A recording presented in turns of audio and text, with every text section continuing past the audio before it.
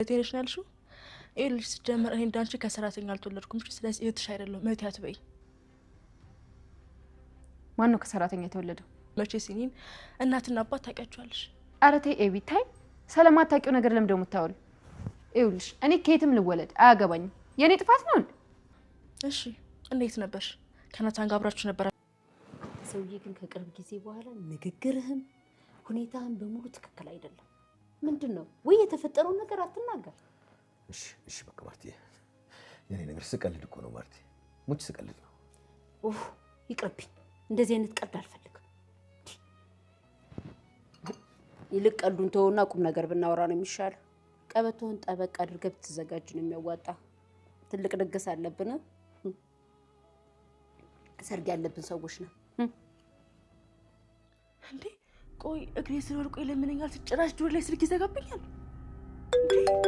እና 10 ጊዜ ግራ ገብቶኛል የምትለኝ እንዴ? ንገረኝ ስለ አንገትህን ትደፋለህ። እማዬና ይሄ ቤተሰብ በጣም ከባድ አደጋ ላይ ናቸው። ምን? የምን አደጋ ናታን? ምን እኔን የሚመለከት ነው? በጣም ከባድ ነው ዳጣ።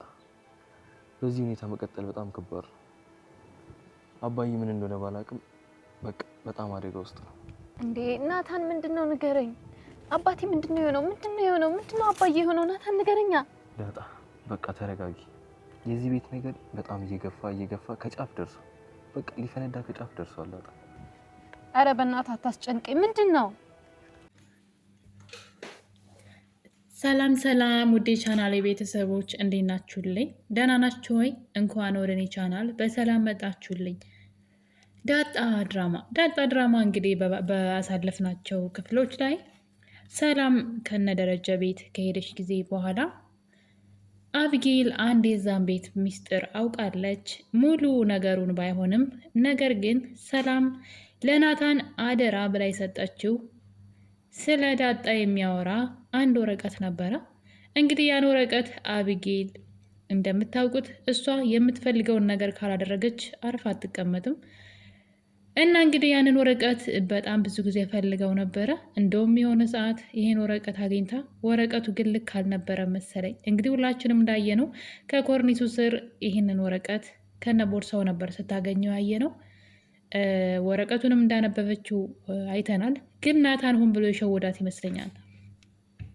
ልጅቷ አርፋ እንደማትቀመጥ ስላወቀ ሀሳቧን እንድትሰበስብ ብሎ ሆን ብሎ የሆነ ወረቀት ያስቀመጠ ይመስለኛል። አቢጌል ወረቀቱን አገኘሁት ብላ ነበረ። ነገር ግን በጣም ስማርት ናት። በነገራችን ላይ ልጅቷ ምንም ነገር አትሳሳትም። ስራዋ ደስ ባይልም እንደ ልጅ ሳይሆን እንደሆነ እዛ ቤት ቤተሰቦቿ እንደ ጥላት እስኪመስሏት ድረስ እነሱን ትፈታተናለች እንጂ የምታደርገው ነገር ሁሉ ሀሰት ሆኖ አይደለም። እያንዳንዱ የተጠራጠረችው ያደረገችው ያለችው ነገር ሁሉ እውነት ነው።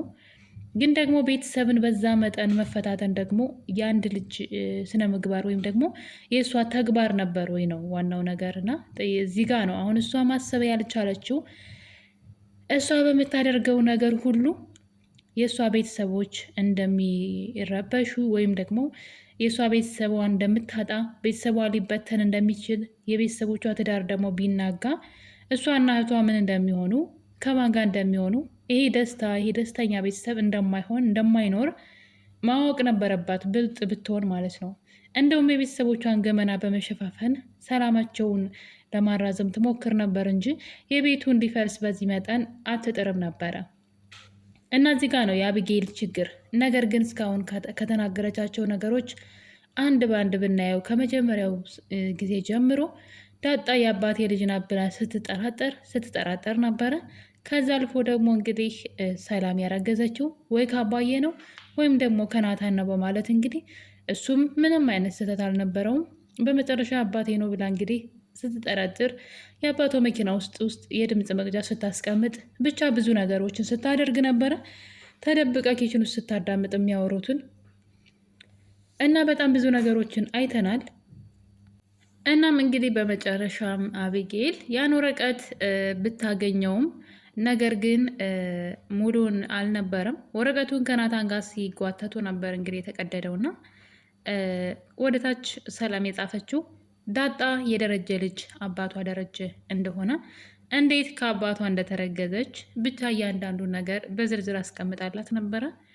እናም ናታንና አቢጌል ወረቀቱን ሲጓተቱት እንግዲህ ይሄኛው ታሪክ የናታን እጅ ላይ ቀርቷል ማለት ነው። በጣም ከባድ ነው። እንግዲህ አስቡ ይህንን አጋጣሚ እንግዲህ አቢጌል ሙሉውን ነገር ብታገኘው ደግሞ ምን ሊሰማት እንደሚችል አስቡት። እኔ ግርም የሚለኝ አቢጌል በጣም ትጥራለች፣ ነገሮችን ለመውሰድ ብዙ ነገር ታደርጋለች። ነገር ግን ሲሳካላት አላይም። እናም እንግዲህ ባገኘችው ወረቀት የሰላም አደራ የሆነ ወረቀት ማለት ነው ናታንን ስታስፈራራው እያየን ነው። እንግዲህ እዚህ ጋር ነው የአቢጌል ችግር። የገዛ ቤተሰቦቿ ቤት እንደሚናጋ ረስተው ልክ የእሱ ቤተሰብ ቤት እንደሚፈርስ አድርጋ ነበረ እሱን እንግዲህ ስታስፈራራው እያየን የነበረው።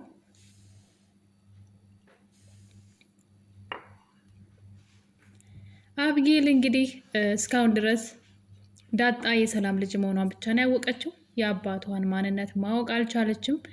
ናታን ወረቀቱን እንዲሰጣት እየጠየቀችው ነበር። እሱን ብታገኘውማ ምን ሊፈጠር እንደሚችል እንግዲህ መገመት አያቅትም። ናታን ለጊዜው አፏን ለማዘጋት እንግዲህ እንደሚወዳት እንደሚያገባትም ቃል ገብቶላት ነበረ። ምክንያቱም አሁኑ እናገራለሁ ብላ ስትሆን የነበረው ነገር ትንሽ ያስፈራ ነበር። እሱ ደግሞ በእኔ እንዝላልነት እኔ ወረቀቱን ወይም ደግሞ የተሰጠውን አደራ በስርዓቱ ባስቀምጥ ኑሮ እሷ ባታገኘው ኑሮ አቢጌል ይህ ቤተሰብ ቢፈርስ ተጠያቂው እኔ ነኝ። በጥንቃቄ ማስቀመጥ የኔ ስራ ነበረ። ስለዚህ የኔ ጥፋት ነው የሚሆነው ብሎ በጣም ፈርቶ ነበረ። ለዛም እንግዲህ እሷን ማባበል ግድ ሆነበት እና ምሻ ገባሻለሁ በማለት ቃል ገብቶላት ነው እንግዲህ ዝም ያለችው። ከዛም በኋላ እንግዲህ እሱን ማሰቃየት ነበር የጀመረችው። ልክ የሆነ ከእሱ ፍቅር እንደሌላት እዚህ ጋር ማወቅ ትችላላችሁ። ያገኘችውን አጋጣሚ ተጠቅማ እሱ ለእሷ ቤተሰቦች ቤት እንዳይፈርስ ጥንቃቄ ብሎ ቃል ሲገባላት ታሰቃየው ነበር። እንደዚሁን እንደዛ ሂድ እያለች እንግዲህ የእሷ ግዞታ አድርገው ነበረ። በዛም እንግዲህ የተነሳ ከእናቷ አጠገብ ሳይቀር ልንጋባ ነው፣ ቀለበት ሊያደርግልኝ ነው ቃል ገብቶልኛል ስትላት እናትየዋ ናታንን ጠይቀው እኔ እንደዚህ ነገር ዝግጁ አይደለሁም ይቅርታ ብሏት ነበረ። ነገር ግን አፍሮ ነው ምናምን እያለች እንግዲህ ማርታ ልጇን ናታን እንዲያገባላት ከመፈለጓ የተነሳ የናታንን ፍላጎት አለመፈለግ ራሱ ፊቱ ላይ እያነበበች አይደለም። እንደውም በተቃራኒው ልጇ የምትላትን ነገር ሁሉ በማመን በአቢጌል ስር እየተመራች ነው የምትታየኝና እንግዲህ የነገር ሁሉ ከሆነ በኋላ ናታንን ከፍ ዝቅ አድርጎ መናገር ሁሉ ጀምራለች። እና ቁጭ በለና እንደዚህ ሁን እያለች ያለዛ እማዬ ቤት ናት እናገራለሁ ስትል እንግዲህ በተደጋጋሚ ናታንን በእጇ ያስገባች መስሏት ነበረ። እናም እንግዲህ በመጨረሻም ያውዳ የገባ አርጁን እንግዲህ በጣም ነው የሚወዳት አቢጌልን። እሷ ደግሞ እንደሱ የምትጠላው ሰው የላትም። እናም በድጋሚ ናታንን በመድኃኒት ልታጠምደው ነበረ። እዚህ ቀደም ውሃ ውስጥ መጠጥ አረቂ ጨምራ ራሱን ስቶ እስኪወርቅ ድረስ አጠጥታው ነበር። እንግዲህ አብራው ልተኛ ማለት ነው። ይሄ ነገር የሰላም ድርጊትን ያስታውሳል። ያው ሰላም ደረጀን ባታጠጣውም ራሱ በሆነ ምክንያት ተናዶ ቢጠጣም ግን አብራው የተኛችው ይህን አጋጣሚ ተጠቅማ ነበረ። አቢጌልም ይህንን ናታን ላይ ለማድረግ እንግዲህ በተደጋጋሚ ስትሞክር እያየናት ነው። ነገሩ ባይሳካላትም ግን በድጋሚ ናታንን በምግብ ልታጠምደው ነበረ። ሰራተኛዋን እንግዲህ የናታንን ምግብ ለዛው ምግብ ሳያዛት ማለት ነው ምግቡን አዘጋጅና እኔ ክፍል አምጪ ብላ ያንን መድኃኒት ጨምራ ብትሰጠውም እሱ ግን ያለ ሰዓት የመጣ ምግብ በዛ ላይ ክላስ ውስጥ ለምን ይሆን በማለት ማን የሰጠሽ ከየት ነው ብሎ እንግዲህ ሰራተኛዋን አውጣቶ ነው አቢጌል ክላሷ ወስደው እንደነበረ። ምክንያቱም ይህ ምግብ በልቼ ብሞት ተጠያቂው አንቺ ነሽ፣ ስለዚህ እውነቱን ተናገሪ ብሎ ነው እንጂ አትናገርም ነበር ሰራተኛዋና ናታንም አሁን ላይ መጠርጠር ጀምሯል። የአንዳንዱ እርምጃዋን የሆነ ነገር እያሰበች ነው ብሎ ስለሚያስብ የሚበላውን የሚጠጣውን ነገር ሁሉ መጠርጠር ጀምረዋል። በዛ ላይ ደግሞ ዳጣ ምን እንደተፈጠረ አታውቅም። ያ ሚስጥር ሰላም አደራ ብላ የሰጠችው ሚስጥር ምን እንደሆነ እስካሁን ድረስ አልነግርሽም ብሏታል። በዛ ላይ አቢጌል ዳጣን ባገኘቻት ቁጥር እኔ እንዳንቺ ከሰራተኛ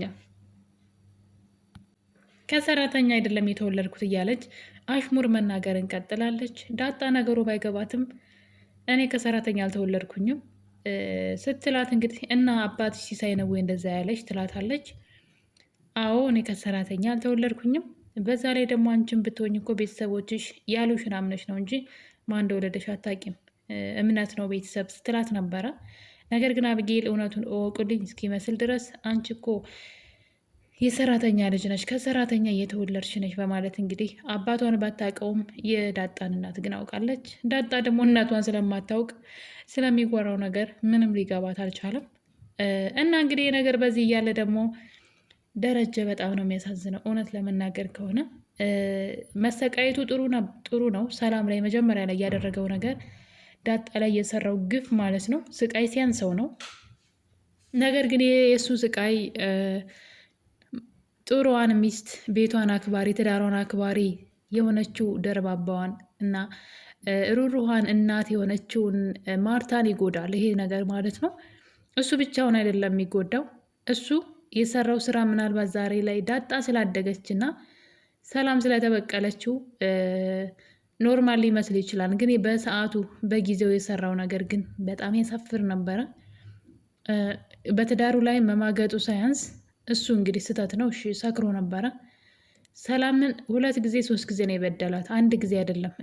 መጀመሪያ በትዳሩ ላይ በሚስቱ ላይ ማገጠ።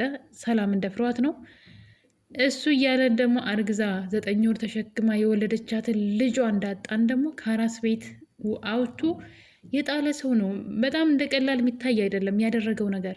ዳጣ እኮ ፈልጋቸው ነው በመጨረሻ ሰዓት ማን ነው ቤተሰቤ ብላ ፈልጋቸው መጣች እንጂ ደረጀ ከጣላት በኋላ ዞር ብሎ አላየም የት እንዳለች። እንግዲህ ከእናቷ ከአራስ ቤት ነው አውጥቶ የጣላት እና የደረጀ አሁን ላይ እየከፈለ ያለው ሰው ምንድነው የዘራውን ነው አይደለም የሚያጭደው። እና በሰፈረው ቁና ነው እየተሰፈረለት ያለው።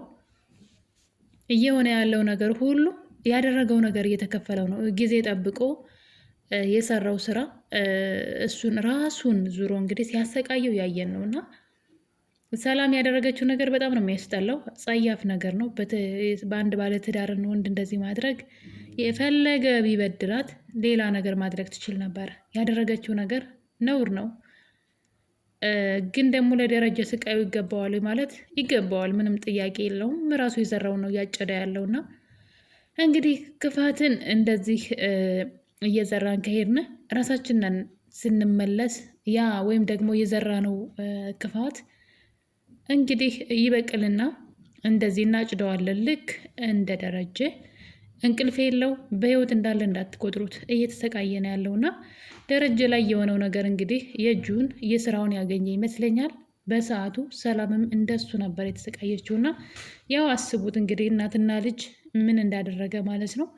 ነገር ግን የሁሉ ነገር አልፎ እንግዲህ ዳጣም አድጋ ተገናኝተው ነገር ግን አሁን እሱ የዘራውን ሲያጭድ ሲሰቃይ እንደማየት ከባድ ነገር የለም፣ ቢያሳዝንም ማለት ነው። ነገር ግን ይህ ትዳር ይፈርስ ሲሆን የሚለው ራሱ ሌላ አሳሳቢ ታሪክ ነው። በቀጣይ ክፍል በዳጣ ምን ሊፈጠር ይችላል አብረን የምናየው ይሆናል። የዛሬው እንግዲህ ዳጣ ክፍል ይህን ይመስል ነበረ። በአዲስ በሌላ ቪዲዮ እስከምንገናኝ ድረስ የዛሬን አበቃን። ሁላችሁንም ወዳችኋለሁ። ቸር ቆዩልኝ።